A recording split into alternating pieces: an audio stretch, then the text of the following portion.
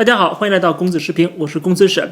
最近呢，中国各大媒体，特别是官媒、党媒，都纷纷转载了最近联合国发言人的一个讲话。他在被媒体问到联合国2758号决议，就是恢复中国的席位的这个决议的时候，到底是什么意思？对于现在的这个台海的冲突，特别是中共解放军在台湾围岛军演，联合国有什么看法？那么这位联合国发言人他说了一句话，立刻被中共给获取到，并且大肆的宣传。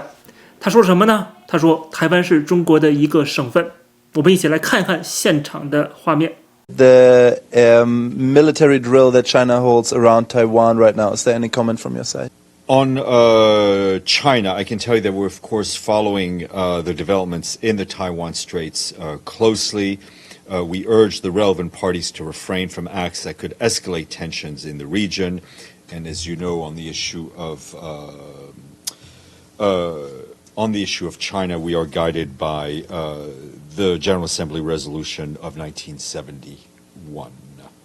You said the resolution of 1971. From what my history, from what I remember, is that's the resolution that changed Taiwan to China, to Communist China, right? The Republic of China to the People's Republic of China, the seat. Is that what you're referring to, and what does that mean in this context? Well, it means in terms of our standing on Taiwan as a province of China. So, as far as the UN concerned, China can take over Taiwan anytime? That is not at all what I said. Well, if it's a province... What I said is that we urge the relevant parties to refrain from acts that could escalate tensions in the region. 这个发言人他讲到，联合国的立场是台湾是中国的一个省，而中国呢是中华人民共和国，这是2758号决议的主要内容。当时是把这中华民国给排除出去啊，然后这个换上中华人民共和国，就是北京政权。那好了，这是联合国的立场吗？如果这是联合国立场的话，在2758号决议当中有没有具体的反应呢？那其实中共去大肆的宣扬啊，台湾是中国的一个省。比如我们看中共党媒《光明日报》，它的标题是联合国发言人重申台湾是中国的一个省。这当中的内容也表达出了这个观点。可是注意，所有的报道当中忽略了两点，忽略了这个发言人讲的另外两点。第一个就是他要求各方保持克制。我就奇怪了，就是一个国家哪来的各方？你一个国家在军演啊，没有国家在跟你一起军演啊，对吧？为什么要各方啊？很明显，这各方指的是中国和台湾，对吧？是两方，对吧？不可能是只有一方，所以他还是把台湾跟中国分出来了。那另外一点呢，他讲到记者就说，那既然台湾是中国一个省，那中国 take over 接管台湾就是正常的，就应该的了，对不对？结果他说，我可没有这么说，我不是这个意思。喂，你都说了台湾是中国的一个省，那中国接管台湾，这不是很正常的一个事情吗？为什么你联合国却拒绝承认中国有这样的权利呢？对吧？所以我们看到当时这个现场的画面，当时联合国发言人所讲的话，他自己就没有办法自圆其说，他最后都哑了，对吧？他发现自己掉进了一个陷阱当中，就是中共的一个陷阱，就是说台湾是中国的一个省。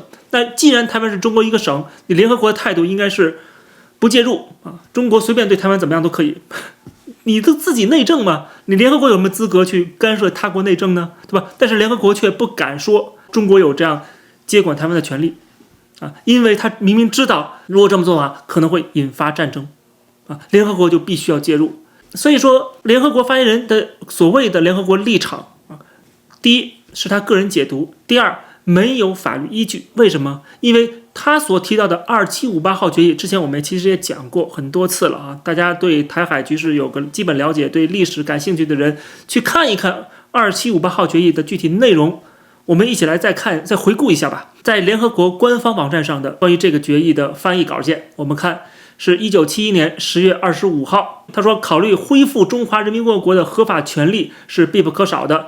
最后就承认中华人民共和国政府的代表是中国在联合国组织的唯一合法代表，然后决定恢复中华人民共和国的一切权利，承认他的政府的代表是中国在联合国组织的唯一合法代表，并立即把蒋介石的代表从他在联合国组织及其所属一切机构中所非法占据的席位上驱逐出去。OK， 那这里面提到台湾了吗？没有，没有提到台湾的主权，然后也没有提到中国到底是范围有多大，领土在什么地方。他只是说蒋介石的代表踢出去，也就是中华民国踢出去，换上中华人民共和国，就是把台湾的政权踢出联合国，换上中国的政权。而台湾是不是中国的一部分，属于不属于中国，他没有讲。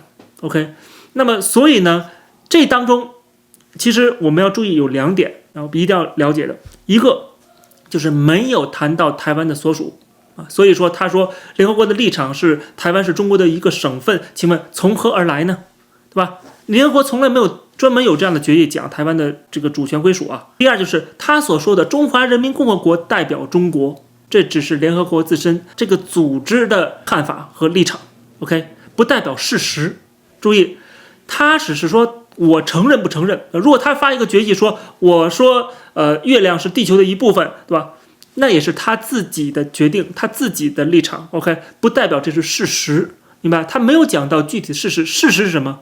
事实是要靠拳头的，是要靠你有没有武力的，是看你是不是实际拥有主权的，对吧？你能不能行使主权？中华人民共和国能不能行使在台湾的主权？行使不了。你能不能派省委书记去台湾？不能，对吧？你无法拥有台湾的主权，对吧？那说明台湾就不是你的一部分，这是现状，这是事实 ，OK。而联合国不考虑事实是什么，他只是考虑自身他的立场、他的态度，他只考虑这一点。事实不事实，台湾是不是中国的一部分？那你看你们打仗的结果，然后才联合国马后炮才去认定。当然，联合国当中也可能会介入。我们了解这一点之后，再去跟大家多讲讲，就是联合国它是一个什么机构啊？它是很多国家凑在一起的一个圆桌会啊，或者是一个辩论会，大家在这个辩论会当中去尽情地表达自己的看法。根据前美国驻苏联大使乔治·凯南的说法，联合国更像是一个时装会，大家去展示自己华丽的衣服啊，尽情的表演。但是事实什么，结果是什么，他们并不是那么在乎，或者说他们也管不了。其实这句话特别合适应用于之前就是联合国大会啊，说要承认巴勒斯坦的这个联合国的席位，结果被美国一票否决，对吧？这个事儿大家还记得，就前2天发生的，对吧？这件事情其实也可以看作是印证了乔治·凯南的说法，就是这些支持巴勒斯坦进入联合国的这些国家，他们投票是一种姿态啊。但是巴勒斯坦到底能不能进联合国？巴勒斯坦本身有没有一个可靠的政府？有没有一个能够实行的民主制度，对吧？人民是不是有基本的权利，能够有一个真正的代表巴勒斯坦人民的政府和代表？这个对他们来说，他们管不了。他就是说，承认你是入联合国了，但是巴勒斯坦是什么？政府在哪儿？对吧？难道是哈马斯这种恐怖分子吗？对吧？这些他不管，对吧？美国的意思是说，你得先搞定这个以巴冲突，对吧？你先稳定局势，然后这个消灭恐怖分子，对吧？然后有一个真正代表巴勒斯坦的一个政府，负责任的政府，民主的政府，对吧？然后再说，这个是不是进入联合国，对吧？然后跟以色列如何的和平共处，对吧？没有啊，这些事情都解决没解决呢？你就先说大话，说空话，说支持你进入联合国啊，到底支持谁，他们都不知道。所以说，这就是一个时装会啊。大家喜欢去表演，我穿的衣服多么华丽，我多么的人间大爱啊，我多么的支持巴勒斯坦，这都是表现啊。反正他们也不付1分钱，也不用负任何的责任，对吧？他们也不会去派人去组织一个巴勒斯坦政府出来，他们管不了，对吧？所以问题在这儿呢，联合国是一个辩论会或者是一个时装会，大家做出一些行为，实际上并不是真正的为那个国家负责，为这个集体负责，而是只是为自身的利益。所有国家都是在想自身怎么样，决定一个事情，或者是干涉或者不干涉一个事情，都是基于自身的利益。那这种情况下，那么重视它有什么用呢？其实意义并不大。所以有些国家一直别人邀请他进联合国，他都不想进。比如说瑞士就是啊，瑞士作为一个中立国，多少年他都拒绝进入联合国。我加入那个组织干嘛呢？我这生活的好好的，对吧？不代表你加入联合国才是一个国家，你不加入联合国也可以是一个国家，是不是一个国家关键看你是不是能够行使主权。就像1949年中华人民共和国成立，所谓的中共的新中国成立之后，它就是一个国家了啊，即使它有好几十年都没有进入联合国，但是我们仍然承认1949年之后中华人民共和国这个国家建立，对吧？并不会说一定是1971年中国进入了联合国，它才成为一个国家，之前都不是一个国家，它就是一个国家，只不过没有加入这个组织而已。它现在加入这个组织了，这个组织代表什么了吗？代表不了什么啊！你这个国家是否能够提升自己的国际地位，也不只是说跟联合国有关系。那么你如果有足够多的盟友，对吧？你在这个国际经济、国际贸易当中占的地位很重，包括台湾所拥有的先进晶片本身，也能提升自己的国际地位。还有就是它的自由民主制度，对抗中共这种输出的专制，也是提升它自身的这个地位的关键。还有就是跟美国的结盟，对吧？这些全部都是能够提升台湾的地位。所以说，当你这些事情都做好了、做到了啊，加入联合国那都是顺水推舟的事儿啊。你看看联合国有多少流氓国家，多少侵犯人权的国家，那些国家加入联合国了啊，但是普通人民还在受苦受难，这样的国家太多了。包括北韩也是，北韩还是联合国成员国呢。你想成为北韩的公民，还是想成为台湾的公民呢？所以一目了然嘛。中国喜欢拿联合国说事儿，然后有时候呢又批判联合国啊，因为有美国在。没有美国，你中华人民共和国能进联合国吗？你都进不去，对吧？现在好了，现在又反对美国了啊，又批判美国的这个投票了，否决了。总之呢，这个影片现在已经广为流传啊，大家都在谈，好像这已经变成了事实。所以经过这个影片，我跟大家来做一个解读。联合国发言人这段话没有法律依据，在联合国也找不到任何的依据。他说的话只不过是他个人的看法，甚至联合国都没有任何的决议去承认他这个立场。那另外就是2758号决议，大家现在已经明白到底是怎么回事了。